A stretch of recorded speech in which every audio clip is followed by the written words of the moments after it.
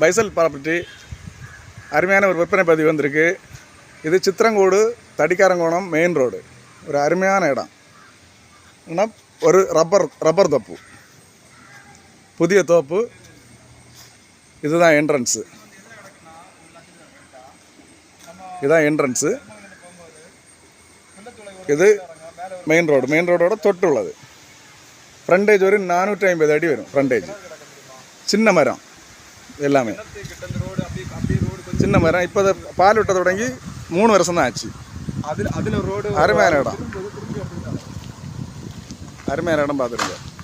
Main road தான், main ரோடோட தொட்டு உள்ளது. ஃப்ரீ கரண்ட் உண்டு. Free current. நம்ம தோட்டம் ஃபுல்லாக வந்து பம்பு செட் வச்சுருக்காங்க.